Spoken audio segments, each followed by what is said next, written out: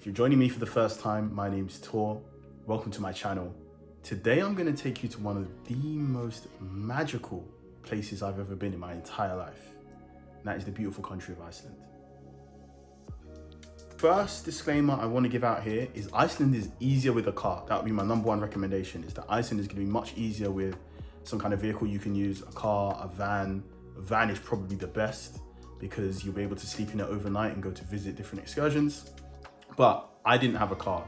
So for the sake of the people that are going to be traveling without a car, here's some suggestions.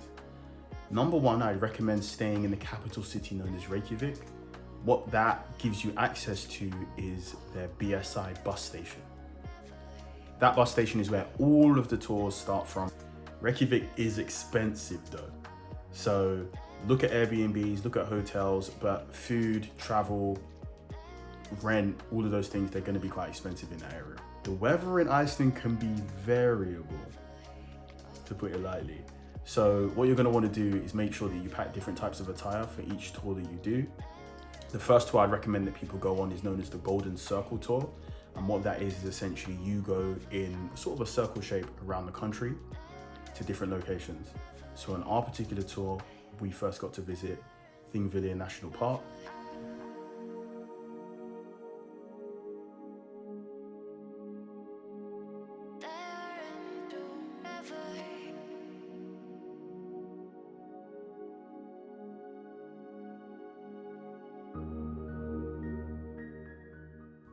Second stop is one of the most natural phenomenons in all of Iceland. It's known as Geysirs, if I'm pronouncing that correctly.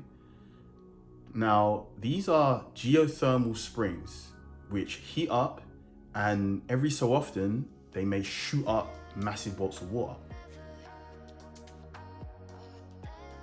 The third stop was a waterfall known as Gullfoss.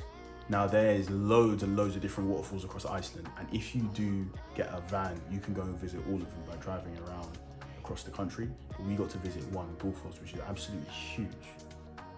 Beautiful waterfall, beautiful landscape. And at the end of that Golden Circle tour, we were fortunate enough to get the chance to do a glacier snowmobiling activity. Now this is a once in a lifetime kind of thing. What a glacier is essentially a block of ice. Sometimes they're located on top of dormant volcanoes. In order to get there, you cannot drive a car that way. We actually ended up having to rescue someone who had driven off-road in a vehicle that wasn't capable to drive on that kind of terrain.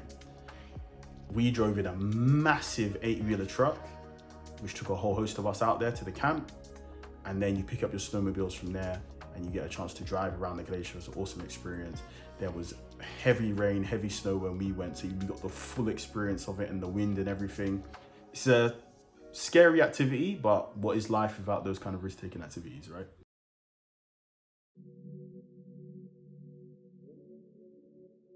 So if you can't get out to the Northern Lights, we would recommend the next best thing, which is known as Perlan.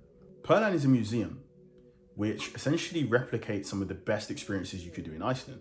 So for example, they have an ice cave, a real ice cave, which reaches -10 degrees Celsius when you go inside. Oh, look how deep it is. They have a Northern Lights experience, which I'm not going to spoil for you. It's a cinematic experience. I've not filmed it, so go and check it out for yourself, but it is a great experience if you're not able to see the Northern Lights for real. And they also have some amazing views of the entire city, as well as a beautiful cafe at the top floor, which will give you a view around.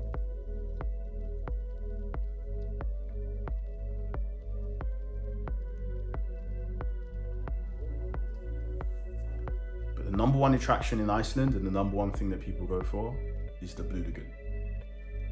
So the Blue Lagoon is a geothermal spring, similar to the glaciers that we mentioned earlier, but it's a very large one. And they've built kind of a spa around it.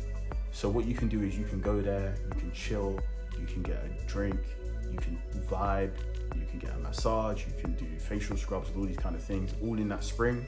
And it's really just kind of a day activity. Like you go there, you chill 4 or 5 hours, just vibe, whatever.